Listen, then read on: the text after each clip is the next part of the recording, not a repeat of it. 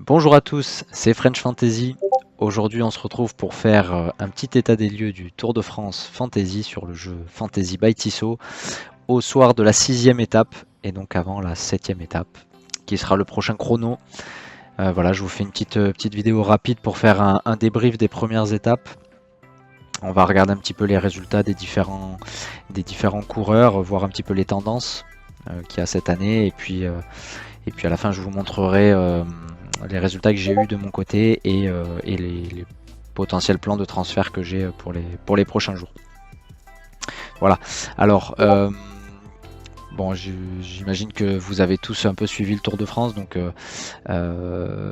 première étape qui s'est jouée, qui a vu des échappées partir vraiment à fond la caisse, un gros groupe, enfin un beau groupe d'échappés très très forts qui sont partis, avec notamment du Abrahamsen, du Frank Vandenbroek, voilà, du Romain Bardet qui sont partis. Enfin, Bardet est parti un peu plus tard et il a réussi à aller jusqu'au bout grâce à son coéquipier Frank Vandenbroek.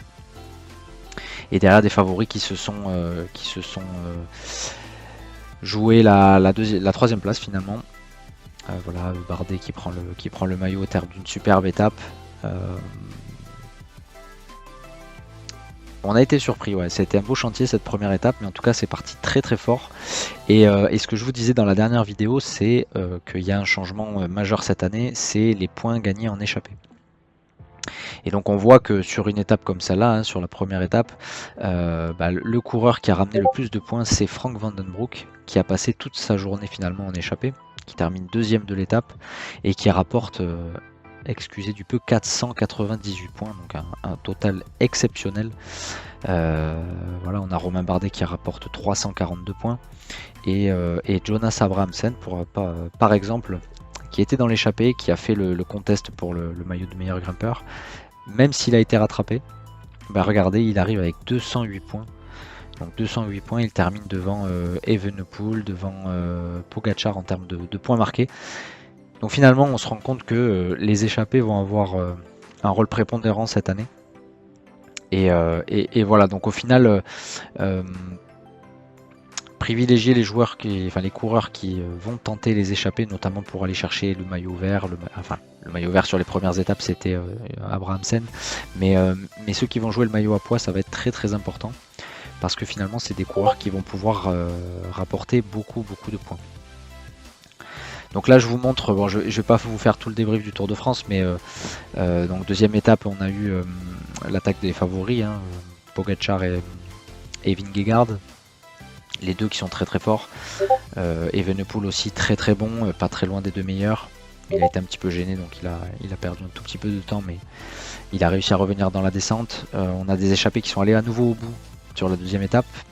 C'est Kevin Vauquelin qui va chercher la victoire. Donc très belle opération pour ce coureur. Jonas Abrahamsen, qui avait le maillot vert et le maillot à pois, s'est encore échappé. Donc il a encore fait le plein de points sur cette deuxième étape. Et il va garder son maillot pendant un certain nombre d'étapes.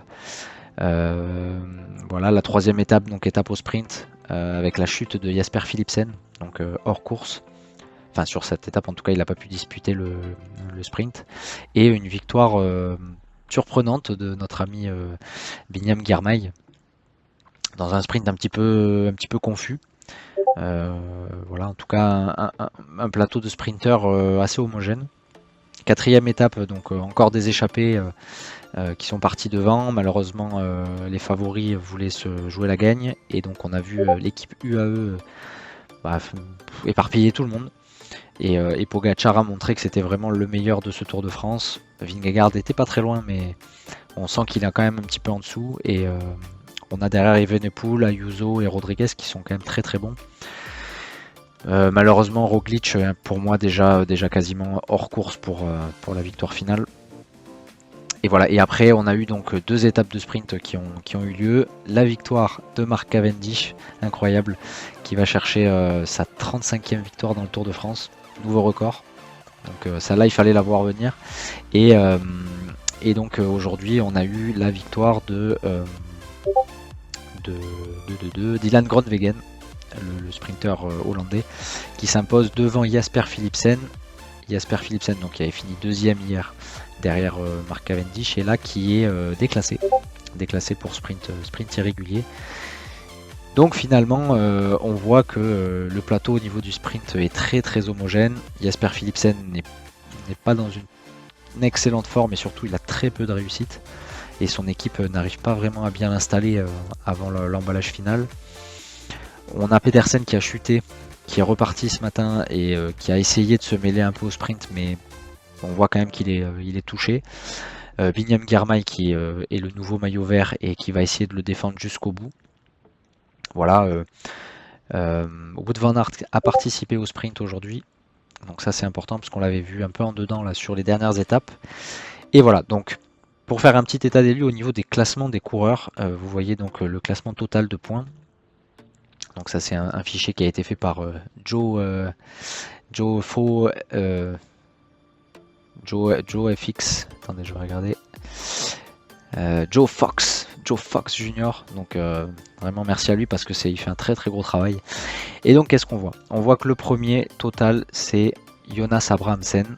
Donc un très très bon pic, 7 crédits simplement. Et c'est celui qui a ramené le plus de points jusqu'à présent. Pourquoi? Parce qu'il s'est échappé 2 fois. Il porte le maillot de meilleur grimpeur. Il est très bien classé au maillot vert. Voilà, donc il est présent activement pendant la course. Et comme quoi, finalement, en partant en échappée, on arrive à être très très bon. Et voilà, c'est ça que je voulais vous montrer. Derrière, on retrouve pour moi les deux coureurs peut-être les plus en forme, qui sont Pogačar et Evenepoel, qui ont ramené quand même beaucoup de points. On a Frank Vandenbroek, pareil, qui est donc 4ème suite à sa 2ème place lors de la première étape, qui risque de baisser dans le classement parce que maintenant il a reculé en termes de points qu'il récupère aux différents classements. Mais c'était la bonne pioche de ce début de tour. On a Binyam Girmay qui on voit est très très performant. Il a terminé 2ème encore aujourd'hui. Donc ça peut être un très très bon pic. Il ne coûte que 15 crédits.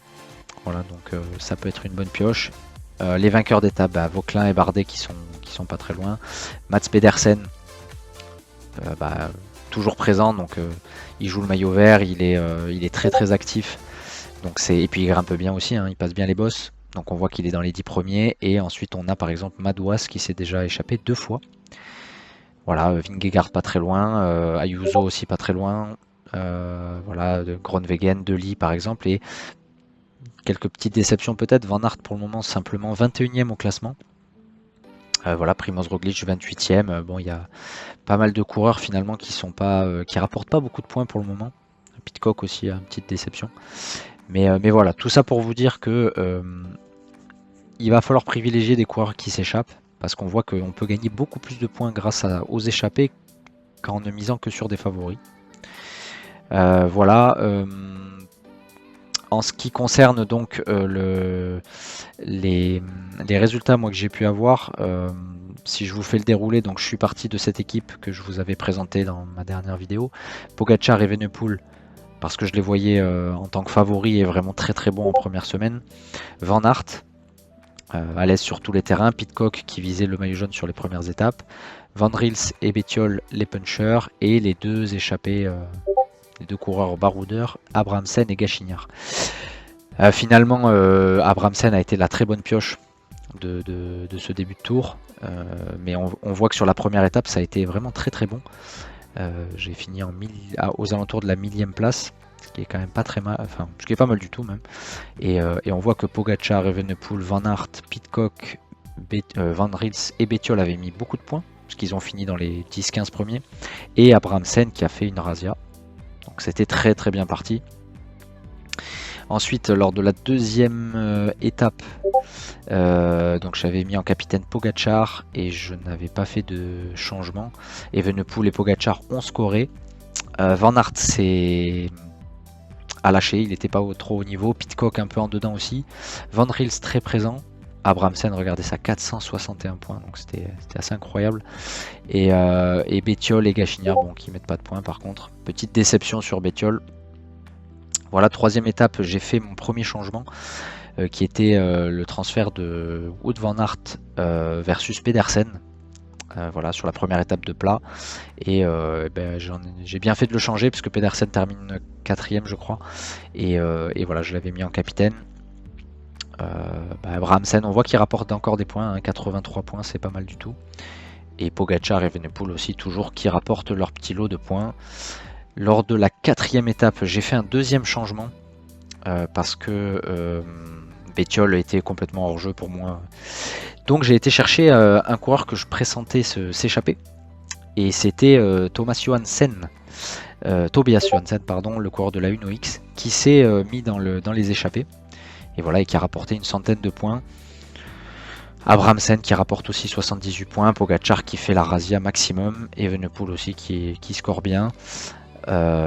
Déception sur Pidcock qui est pas vraiment au niveau, je trouve. Voilà, après Johansen, est-ce que c'était un bon move? Je suis pas sûr, c'était peut-être trop tôt. Mais voilà, en tout cas, c'était quand même un résultat pas trop mal.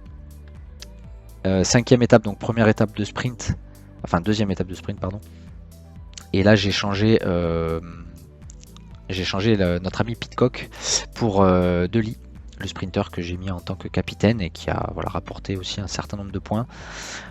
Bon, pas grand chose à dire de plus. Et la 6ème étape, qui était l'étape d'aujourd'hui, où je n'ai pas fait de changement. Je suis resté sur Dely capitaine et j'ai gardé Pedersen. J'ai hésité franchement avec Wout van Aert parce qu'il commence à prendre un petit peu de caisse là, suite à son retour de blessure, enfin de chute. Et il a dit qu'il donnerait tout sur les prochaines étapes, les étapes 7, 8 et 9. Parce que c'est des étapes qui lui conviennent bien. Hein. La première étape, regardez, c'est le chrono entre Nuit-Saint-Georges et Gevrey-Chambertin. 25 km, un peu vallonné, ce qui peut vraiment lui convenir. Ensuite, on a une étape 8 très très vallonnée avec 2400 mètres de dénivelé positif entre Semur-en-Auxois et Colombey, les deux églises. Alors avec pas mal de difficultés et pourquoi pas une étape qui favorisera les échappées. Et l'étape 9 bien sûr qui est l'étape des chemins de Troyes. Donc une étape pour hommes forts. En tout cas, pour le moment, voilà mon équipe. Je pense que je vais lâcher Pedersen et partir sur notre ami Wout van Aert, au moins jusqu'à la 9ème, voire peut-être même la 13ème étape, je pense, parce que à mon avis, on le verra un petit peu plus actif.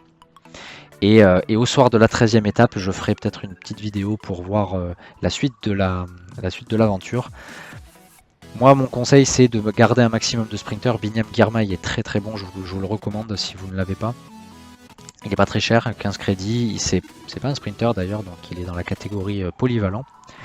Et ensuite, au soir de la 13ème étape, en fonction du classement et de la physionomie de course, ce sera le moment de changer et de partir vers des baroudeurs et grimpeurs.